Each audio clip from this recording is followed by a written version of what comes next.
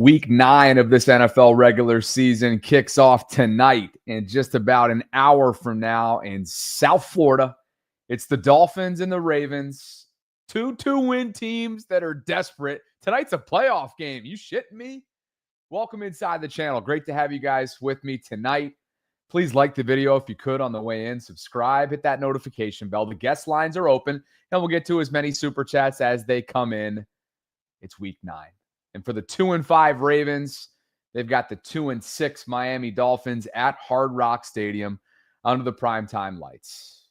Ravens under Lamar Jackson are 2-2 against these Dolphins over his 8 years. And we all remember the last time these two teams met on a Thursday night in Miami when Greg Roman and company had absolutely no answer for the cover zero blitz. We also remember when the Ravens, in Lamar Jackson's first start as a full-time starter for a full season, going back to September of 2019, hung a 50-plus burger on this team. We also remember when the Ravens collapsed in the fourth quarter in the opening month of Mike Macdonald's tenure as defensive coordinator back in 2022, when Miami, led by Tua, hung 28 fourth quarter points on the Ravens, an inexplicable loss. Tonight, coming off a game where, yes, they beat the Chicago Bears without Lamar Jackson, it's still desperate times, call for desperate measures. You got to do whatever it takes tonight to enter your mini bye leading into week 10 and a road trip to the Minnesota Vikings. Whatever it takes tonight. You got to throw the kitchen sink at a team that has had a lot of noise that it's been dealing with from its local media, the national media, Tua calling out his teammates. Issues from an availability standpoint. Tyreek Hill done for the year. Darren Waller just unretired recently. And then thrown on IR. They cannot stop the run in Miami, and they have had their fair share of struggles defensively and across the board. The Ravens obviously have as well. That's why they're staring at 2-5. They have a razor-thin margin of error. But as you look around the league and you hear from pundits, former players, media members, there is this interesting, trending south to north, an ascending trajectory, if you will, opinion, almost universally believed, that this team is still in it and has everything right in front of them. And on paper, which we know is a dangerous phrase these days, on paper, this schedule sets up very favorably for the foreseeable future, not only knowing that this team has only played one AFC North game to date, but over the next 4 weeks, again, it's the Miamis of the world, it's the Minnesotas of the world, the Jets of the world, so on and so forth.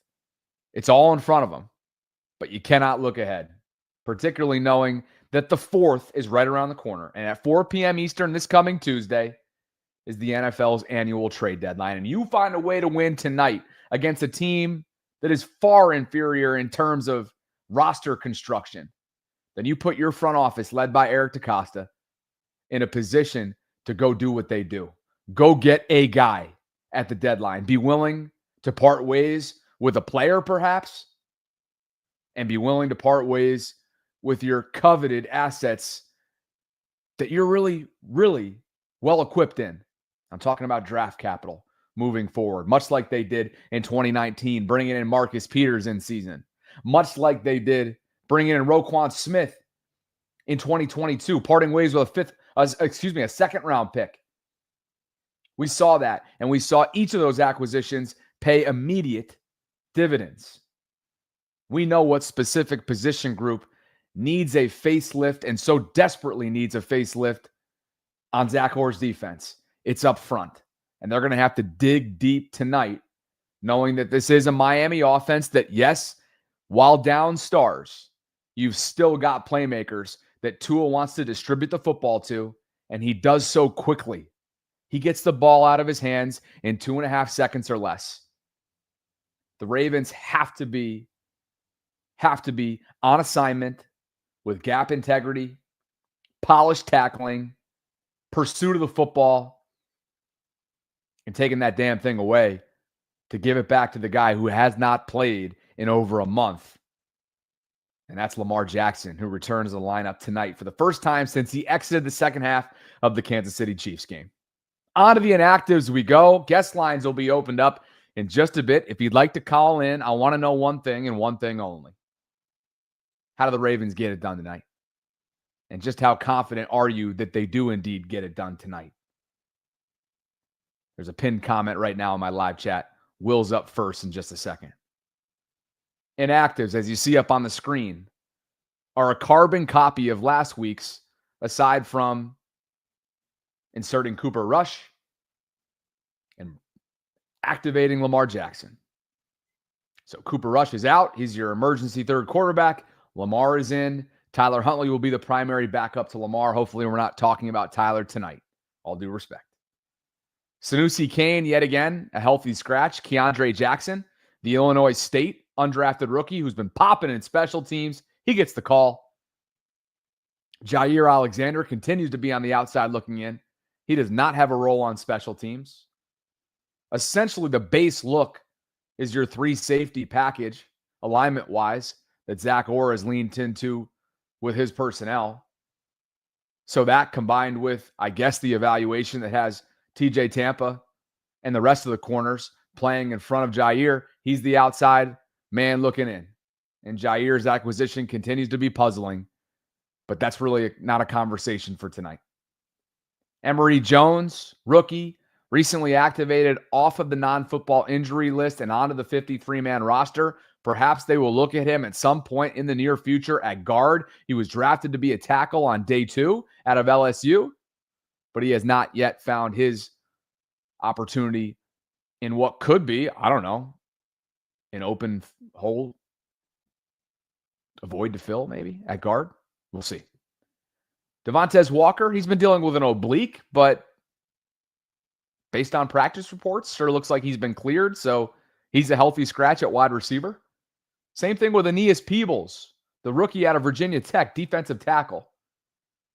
A little bit strange knowing how thin they are, but he has been the odd man out for a while now. That means Brent Urban will be in there. Of course, Travis Jones mixing it up as the run stuffer specialist, the double team attention type of presence that he commands, respect that he's earned. Big number 98 in the middle part of the Ravens defense. He'll be key along with the rest of this interior defensive line, and not to mention level 2 helping out if it gets to that point. And keeping Devon Achane and this Dolphins rushing attack at bay. We'll get to the rankings in just a bit for what to expect in that category, but those are your inactives. Your thoughts on that? Pat Ricard back out there for the second time, of course, to kickstart his 2025 season. Just 14 snaps, 23% of the share in what was his season debut last week against the Chicago Bears. He made his presence felt, as he always does. Big number 42. Just go ask the Bears linebacker how that felt getting put in the dirt. Pat talking post-game, I had to let him know. I think a lot of you are hoping that similar sentiments are shared after this one tonight, knowing that Pat's probably going to get an increase in workload, hopefully, as they ramp him back up from that calf. It's an 8:20 kickoff.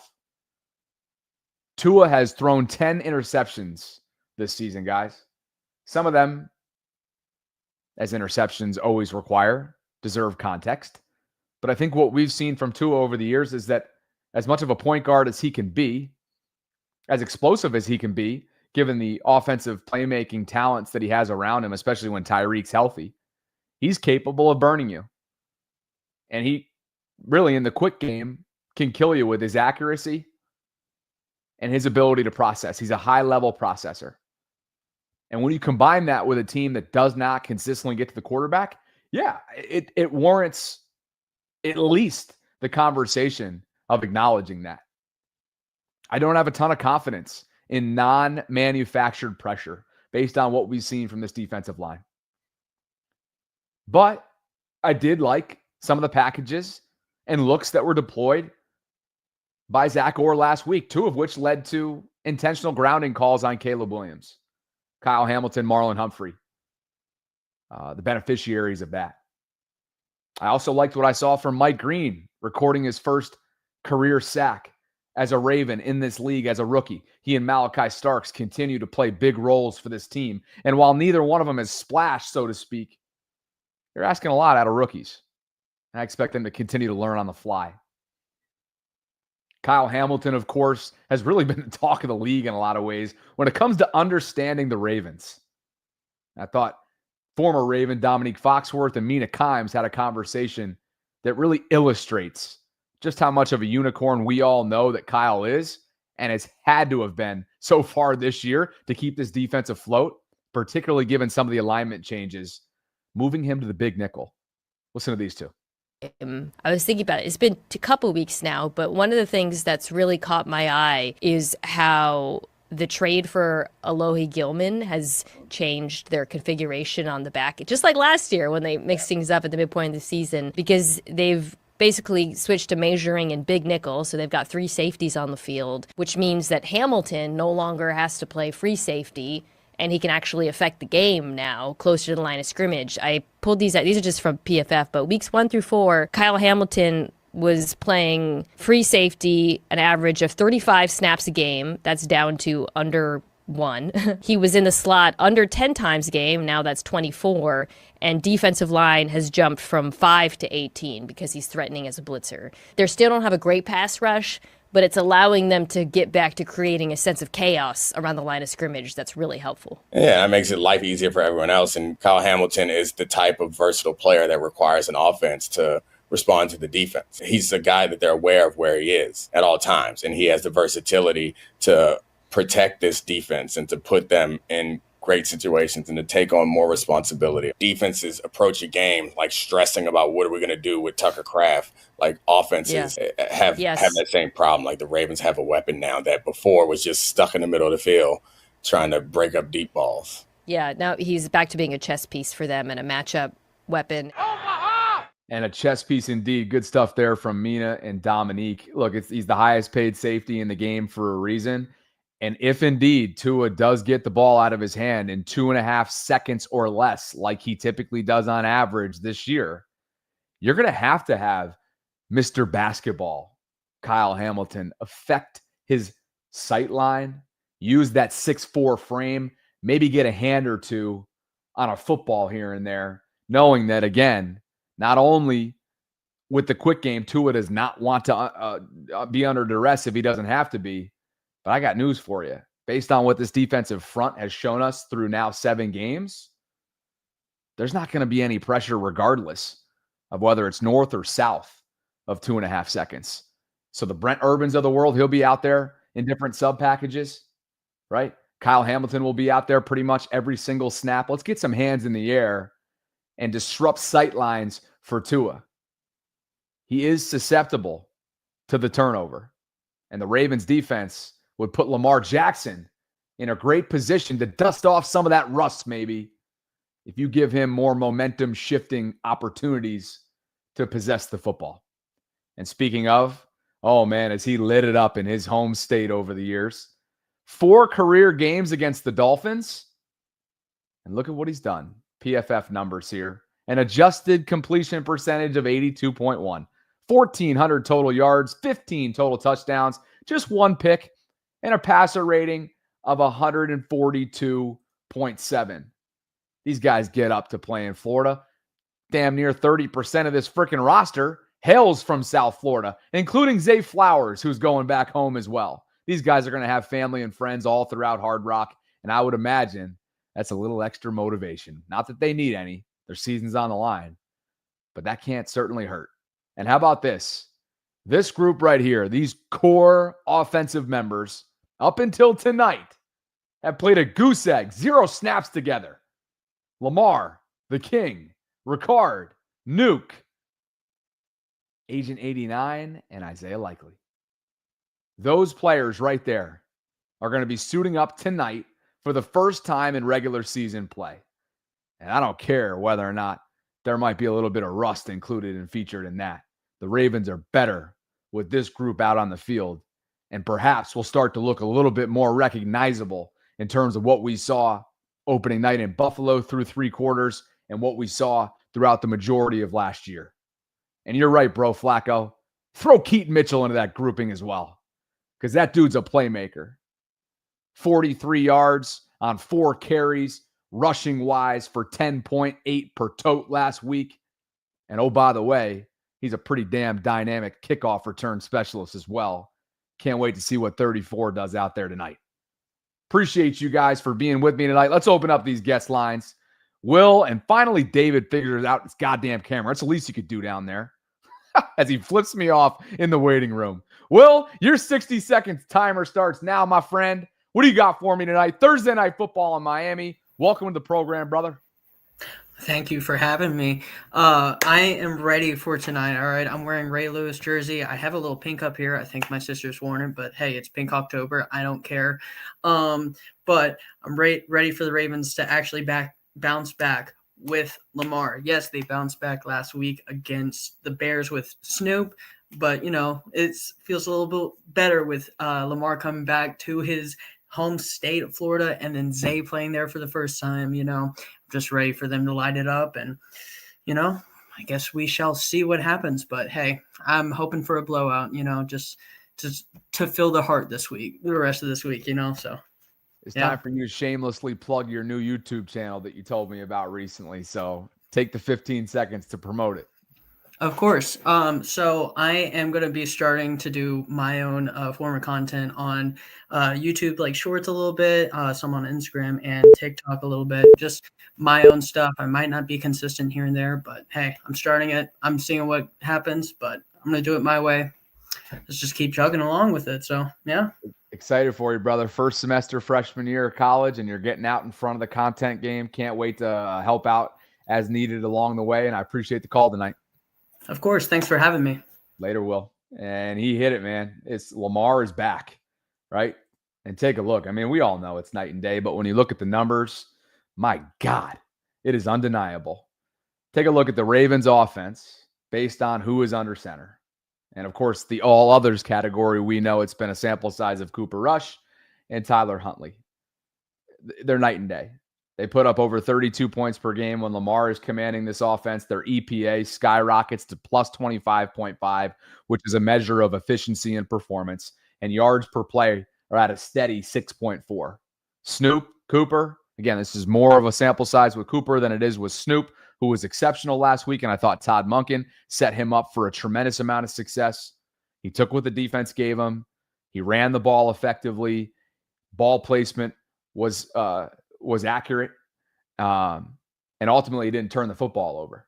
14.3 points per game, though, when somebody other than Lamar Jackson's commanding this offense. The EPA is minus 18.9. Again, some of these numbers are skewed because of Cooper's struggles out there. And again, that yards per play number south at 4.9. So, look, it's the obvious elephant in the room. This team looks a whole lot different when Lamar's out there. And that's something that Colin Cowherd on the national level, before we get back to the guest lines, discussed on Fox earlier today. He was 3-3. It's all good. Why? Mahomes. Buffalo, 2-game losing streak. It's all good. Why? Josh Allen. That's the great thing about having a star quarterback, is you always have a way to very quickly dig yourself out of a hole. I was looking at Baltimore's schedule today. Think about this. The Raiders are 2-5 and the Ravens are 2-5. And the wise guys in the desert, they like one of those 2-5 teams. And it's not the home team. It's the Ravens. Everybody loves the Ravens. Look at their next 7 games. Miami, Minnesota, Cleveland, Jets, Cincinnati, Pittsburgh, Cincinnati. That feels like a 7-game, 8-game winning streak to me. But it's must win tonight. Here's Lamar Jackson. Coach pretty much touched on that, talking about that with us in the team meeting. Each and every game going to be like a win-or-go-home game, We started off, first season ever starting off like this slow, so we're going to have to just do or die right now, each and every week. It's for years. I remember years ago, there was a story that Aaron Rodgers playing, or the backup playing in Green Bay, and at the time it was like the highest number, that Aaron was worth I think the number was 11 points. And I think to myself all the time, we undervalue quarterbacks. I mean, Anthony Richardson, the Colts stink last year. Just getting Daniel Jones, they could be the second, third, fourth best team in the league. From bad to Super Bowl worthy. And that's just with Daniel Jones. So, I mean, it was kind of interesting watching Tyler Huntley last week pick apart the Bears. And I'm like, this is Tyler Huntley, who's by all means a serviceable, studious pro. He's excellent backup. But, I mean, it's just, wow. That's why it was so confounding to me that at the beginning of June, when the Steelers and Mike Tomlin were sort of slow playing the quarterback position, I'm like, guys, it's June. Unless there's something working with the back channels, how do you not have a quarterback all lined up? And I've said this before. The offensive coaches in this league take quarterback, it feels like, much more seriously. But the Ravens right now are 2-5. And if you go back and look at their next 7 games, what is the only reason you like them to be favored in all 7 games? It's not the O-line. It's not their secondary. It's not Derrick Henry. Derrick Henry's around with Tyler Huntley, right? Like, why do you like them for the next 7 games? And I always think about this, too, with quarterbacks like Lamar Jackson. When you have a great quarterback, it allows you to call plays and make throws that a backup can't. I mean, Joe Burrow can make throws Jake Browning can't, right? Lamar Jackson can give you a certain identity offensively, and you can take risks you can't, right? I'll never have a problem dropping Josh Allen, Justin Herbert, Patrick Mahomes, like in the end zone, throwing from their own end zone. But you ever think about this when you're watching a game and your team doesn't have a star quarterback? Don't you ever watch a football game, you're at your like 3 or 4 yard line, and your quarterback drops in the end zone, and you can feel your shoulders tighten up. Like, oh, this isn't good. Andy Reid will drop Patrick Mahomes in that end zone 10 out of 10 times. And so Lamar Jackson back tonight, I think it looks different. I think it feels different. And I think the Ravens are going to go on a long winning streak. See what I mean? There's a lot of people that already are looking at a 7-game stretch like Colin did, which is weeks 9 through what? 15? 16? At Miami, at Minnesota, at Cleveland, home against the Jets, home against the Joe Burrow-less Bengals, home against the Steelers, home against Cincinnati. And then you throw in New England there. Certainly with Mike Vrabel, New England is not, a guarantee. None of these games are a guarantee, but it is favorable, and I understand that. But I also don't want to get too lost in this excitement of the turnaround and be naive to some of the idea of that some of these deficiencies throughout that 4-game losing streak were both there pre and after Lamar. And I'll be very curious, given the different additions they now have, and that slide that I had up earlier, the fact that they have going into tonight 0 snaps with Lamar, Derek, Patrick, meaning Ricard, Nuke, Mark, and Isaiah all on the field together. I'm going to be very curious to see how this offense is functioning, knowing that those guys have not played 1 snap together while on the field so far this year. Because again, some of these deficiencies were taking place in a game like Detroit, in a game like Kansas City, both before and after Lamar exited that game. The 4th quarter in Buffalo, I don't need to remind any of you of that. And so I'm not trying to be negative Nancy.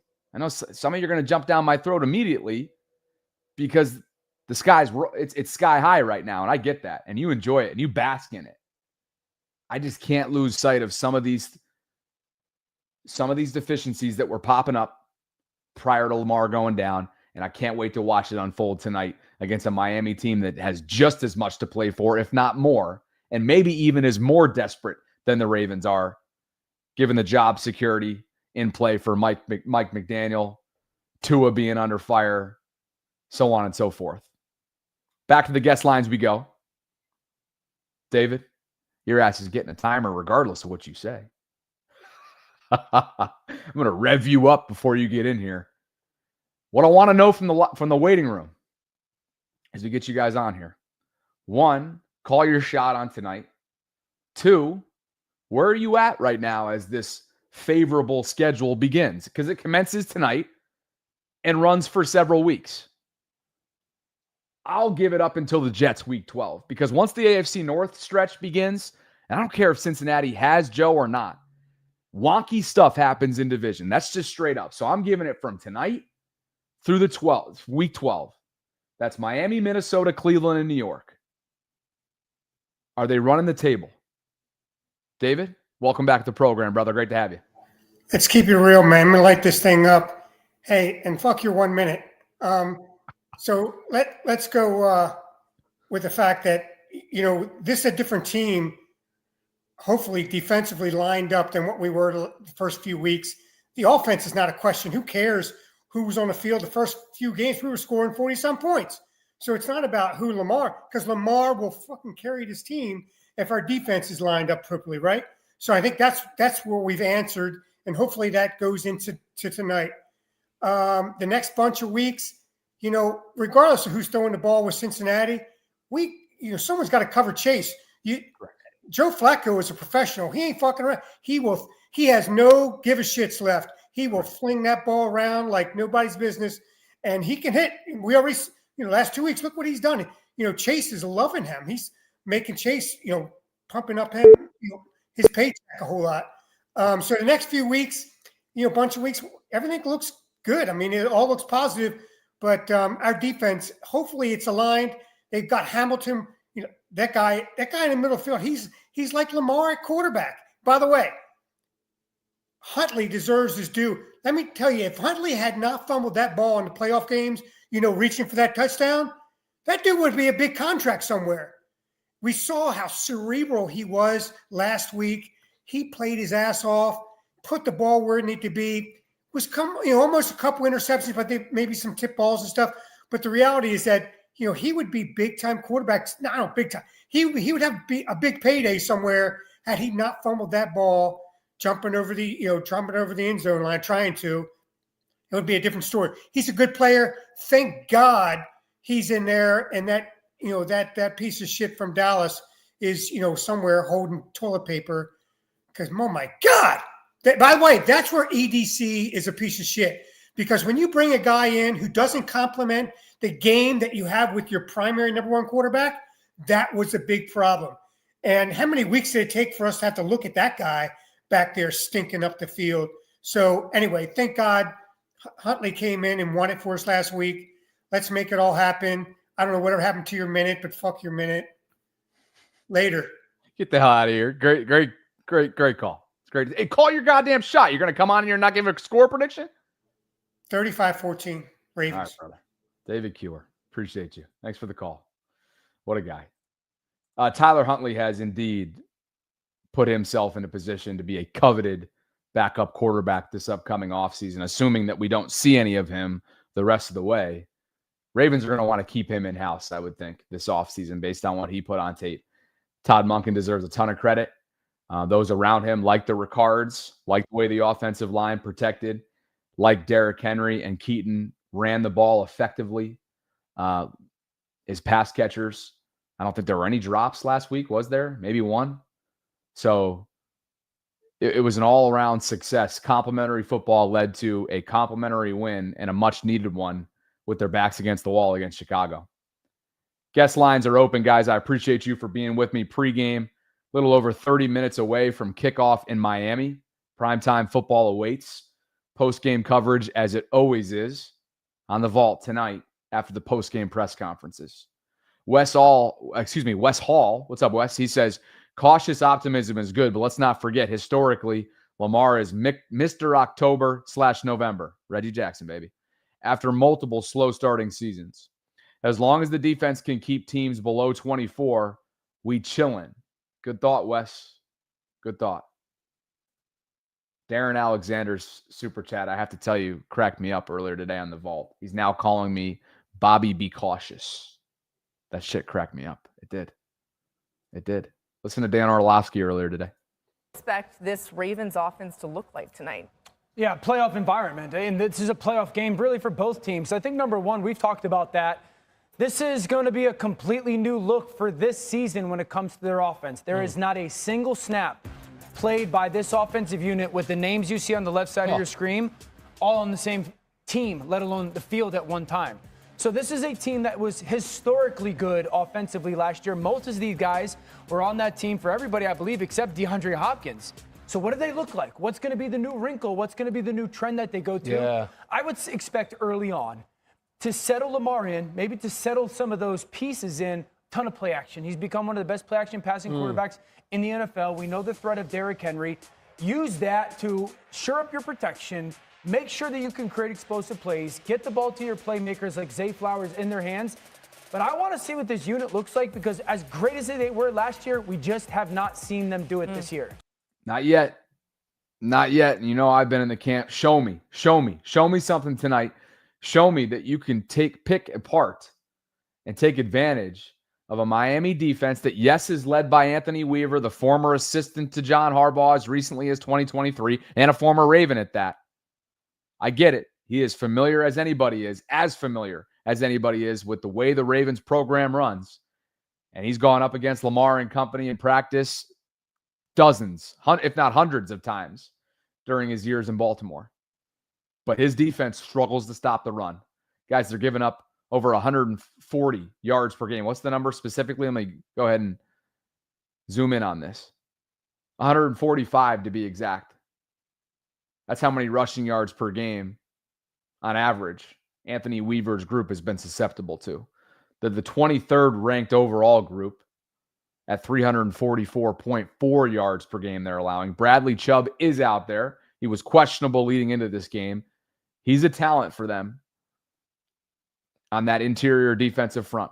Same thing with Jalen Phillips. Chop Robinson's maybe not exactly met expectations, but he's a player that can wreck a game at any moment. Zach Sealer's out there. He's got a lot of familiarity with the Ravens as well. You know, he's going to be playing with a little extra edge, knowing that he was Ozzie Newsome's last draft pick before he handed the keys over to Eric DeCosta. So statistically, obviously, neither one of these defenses, both in Baltimore and Miami, scare you. But we know, having watched this team as closely as we do the last 2 weeks, have looked different. Alohi Gilman at the epicenter of some of those differences, allowing Kyle Hamilton to play closer to the line of scrimmage as a big nickel. The 3 safety look has essentially become their base defense. And look out for the matchup in the slot between Marlon Humphrey and Jalen Waddle. That's going to be something to look out for. Can this interior Ravens defensive line, which we'll probably see in some packages for Taven Bryan, by the way. Taven was one of the game day practice squad activations. Dolphins might be targeting him specifically to run downhill on. And that could get ugly for chunk yards. You know where I'm at. If you watched the vault earlier today, 31-24 in favor of the Ravens. I think Mark Andrews is going to have his first breakout performance of the season. But the Dolphins are going to get their yards, much like Chicago did early on in that game in the first half. And things look a lot different last week. If they didn't mismanage the end of the first half and the end of regulation, if they weren't missing their 3 key starters in the secondary, if they weren't called for an illegal formation on that 58-yard punt by Chicago. I know a lot of you are like, stop going back down memory lane. It's a conversation looking at it objectively. And it just sets up the idea just how much time is Tua going to have? Just how much time is he going to have to distribute the football? And how sound will this Ravens defense be playing on all 3 levels? Knowing that Kyle Hamilton's going to be used in the best possible capacity where you want 14 all over the field, but particularly affecting and disrupting sight lines of Tua. Back to the guest lines we go. I appreciate you guys for being with me tonight. Over 700 concurrents. If you could on the way in, like the video, subscribe, hit that notification bell. Judah, welcome back to the program, man. Talk to me. Yeah, man. So first, I'm gonna start with my prediction. I'm with you at 31, but I got it 31-17.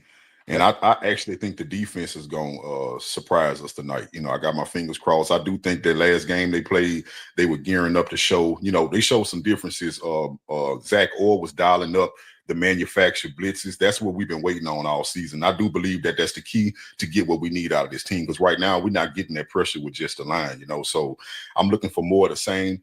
Offense, I would like to see Monken call a similar offense for Lamar that he did with Huntley. Though Lamar is better at waiting, you know, extending the play and going deeper, I think that where we are right now, trying to climb back just to get back to where we were supposed to be, I'm not a fan of just all these big chunk plays and spectacular plays. I would rather a conservative offense that's consistent throughout the game versus trying to go for the big shot early. Because if I see that a lot, I'm gonna feel some type of way about this. So I would rather see a more conservative game. But I do believe that this team is in playoff mode right now, and I'm excited to see. I got faith in them, you know. So we'll be all right.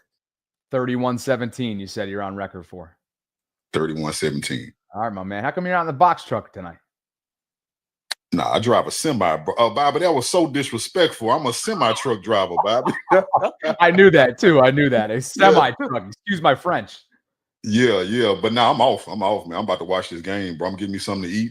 I'm gonna watch this game. So I think we're gonna win, though. I feel confident about the rest of the season too. So I'm looking forward to it. You enjoy yourself. Appreciate the call, man. Thank you. See live chat checking in on who wants who on Jalen Waddle. I get it. There's going to be a bunch of different looks. Of course, Nate Wiggins is going to draw that primary assignment. The guy's been anointed, and not just anointed, but earned CB1 status in Baltimore. Yeah, he had his struggles in that first half against Rome Odunze, but I think number 2 had the last laugh jumping that route, showing great instincts, a sure pair of hands, and flipping the momentum of that game. Evan, why don't you call in? You're doing a lot of running the mouth these days in the live chat. Why don't you call in? It's been a minute since and you owe me a call back too, by the way, via cell phone. Dave Kewer says, thanks for the love in the live chat. And EDC equals, well, you see that. David, never change. Never, ever change. Appreciate you, brother. Guest lines are open, and Julian is up next. EB is in the waiting room as well on deck. Jewel, talk to me. How you feeling tonight? Hey, what's up, Bobby? What's going on? What's going on? Well, 3 things. I think we win tonight. I'm going to go. Actually, I'm going to go with the same score as the last guy did. 17 points for the Dolphins, but I'm going to go a couple points further for the Ravens. I'm going to say 42-17. I'm going to go big. So I'm going to go with that route. I think they win tonight and establish themselves as, you know, that team that, you know, everybody expects. But like you said, schedule, though it is easy, you got to be cautious as well, you know, because anything can happen, and there could be a trap game sprinkled in there. But I still have confidence that they can pull this off, and I think EDC definitely is going to make a trade once they win tonight.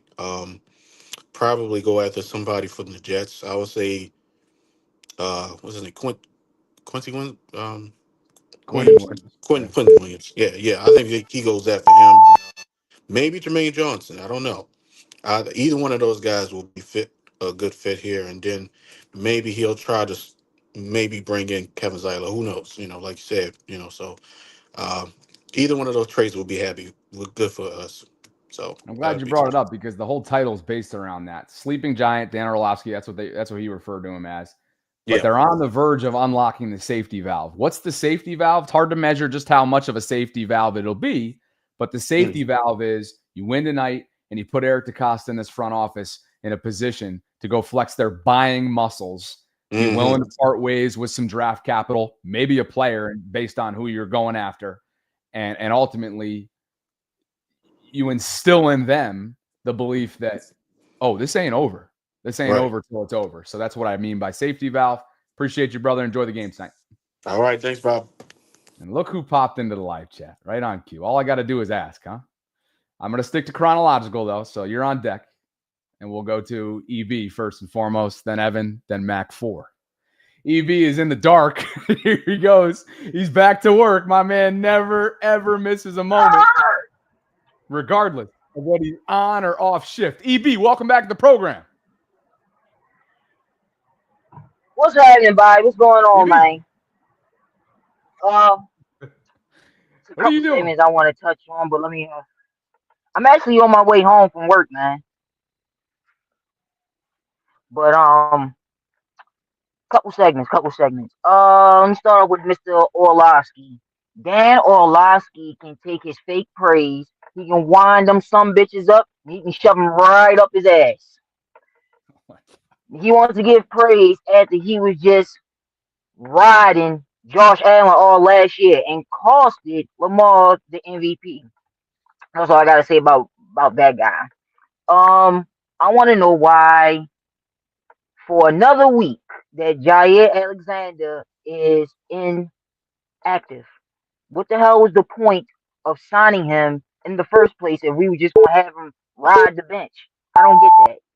And I hope Lawson, I think that's his name, Carl Lawson, the veteran edge. I hope he can. I hope he can bring something to the pot. That's what I'm hoping for. Um, the trades. I still got there's a couple actually. things I need to Yeah, I follow think. up on what you said. I need to follow up on a couple things. So one, I'm glad you mentioned Carl Lawson. I should have mentioned it earlier. He's not playing tonight. Carl is not ready yet, unfortunately. So that'll have to wait for another week. Maybe that's been the plan all along, knowing that they have a mini bye coming up. Bummer. But unlike Alohi, when they acquired him, he had been playing the previous 5-6 weeks, whereas Carl hasn't played regular season football since January. Yeah, And then for that Jair doesn't have a special teams role. So that's first and foremost. Two, what's become their base defense is a 3 safety look, so that doesn't help his status. And I guess they're more comfortable with Tampa as CB4, if you will, because you got Nate, Marlon, and Cheeto as 1, 2, 3.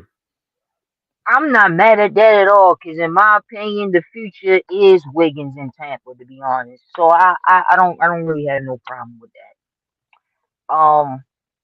The trades. I think I still have the same picks. We need to go after Quinn Williams. We need to go get Zeitler.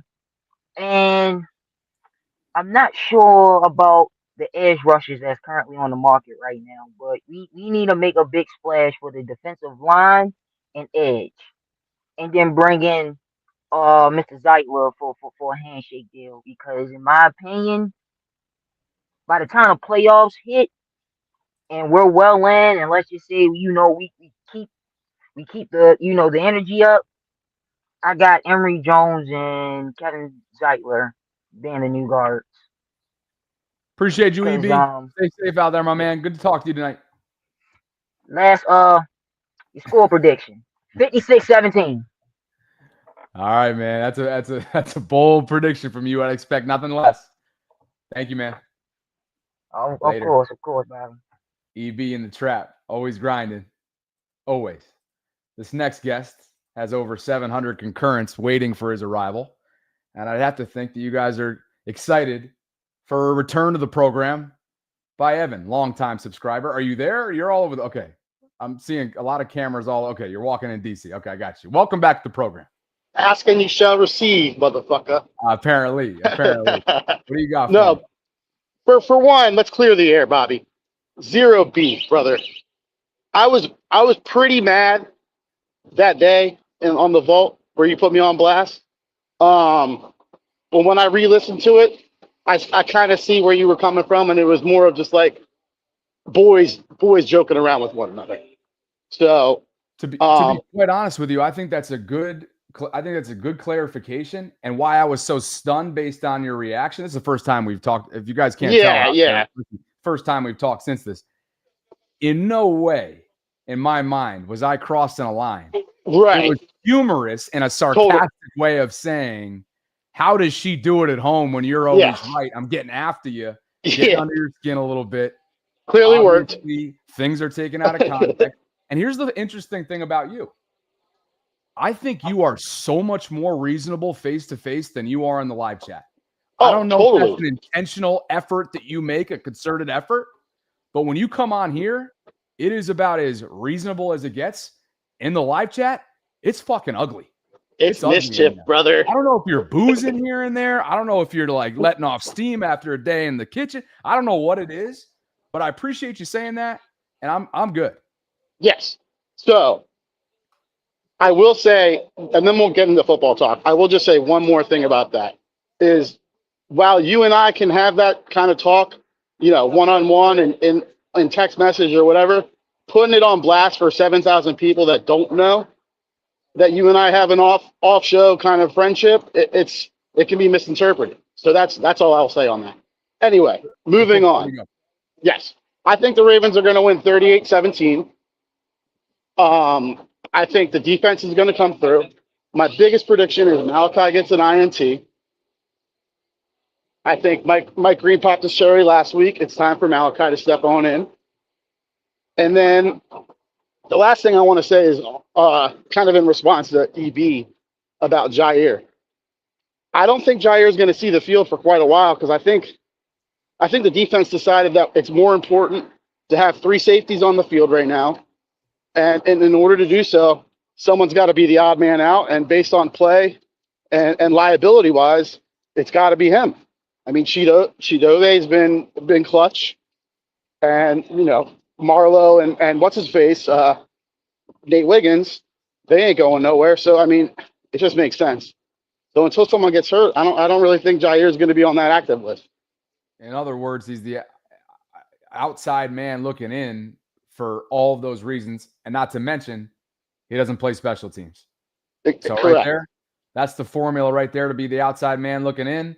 They didn't pay him a ton. They didn't pay him to be a CB1, 2, or 3.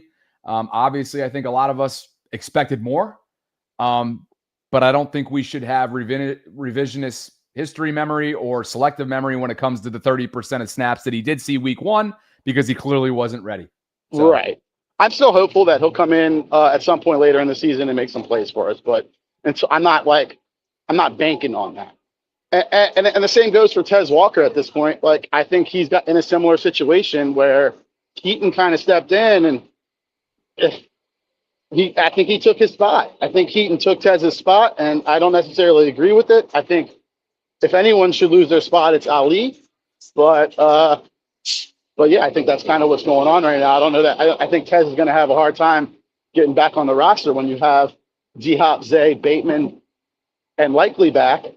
I mean, it's just they're not going to be running those same wide receiver sets now that they have Likely and Andrews on the field. So I think there's a lot of odd man out stuff going on. And before we start huffing and puffing about Tez not playing, let's see what the offense looks like now that we have Lamar, Keaton, and our boy Henry on the field at the same time. So that's all I've got for you, Bobby. Nothing but love. It's good talking, man. Well said, brother.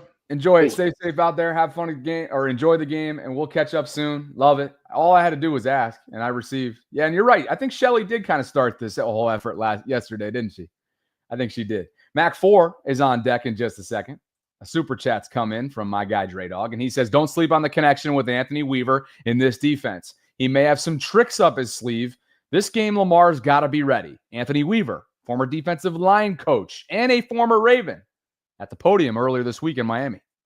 Had some unique views of Lamar Jackson. He played against him his first MVP season. You were on staff with him. I'm curious, how has he grown as a passer, but then also with the addition of Derrick Henry, just how has that improved him as a runner? Yeah, he's such a special talent, right? And I think his skill set now paired with what Todd Monken has brought from just a schematic standpoint, it's the perfect mesh, right? Because it allows him to utilize all his strengths. He can have a little bit more control of the huddle, kind of check in and out of some concepts, and then obviously he can pull the ball down and run at any particular point, whether it's designed or not. So I think the partnership and marriage between him and Monk has been successful, and you've seen the results of all that. I hope he gets a legitimate shot at being a head coach at some point in this, maybe the next couple cycles. Obviously, his defense has struggled mightily throughout the first 8 games for Miami. They're sitting at 2-6 for a reason. But Anthony Weaver knows Lamar better than anybody. But it's one thing to know Lamar. It's another to actually have Lamar's number. And not many do, not named Steve Spagnuolo in Kansas City. He has lit up the Dolphins over his time. The Ravens are dumping a bunch of content right now across their social networks. He's ready to go. He's playing in his home state. Their season continues to be on the line. And it's primetime football on Thursday night. You shitting me? What more could you ask for? Mac 4, Covington, Georgia. Get inside this program. What's going on, my man? Guess where I'm at? Where you at? VA Hospital. So, I'm tuned in. I got to holler at you. What's going on, Mac? Everything all right? August 1st, my wife saved my life because I was getting ready to pass Mac 4. Yeah, but I'm good. The Ravens, they gonna win tonight, but I say they're gonna win by 4 points. Okay. I feel like we just buried the lead, though. You sure you're doing all right over there? Yeah, I'm good. I'm All right. talking to my brother from another mother. All right. Well, exactly. And the same goes for me. And I'm gonna have you in my prayers moving forward. Hey, you don't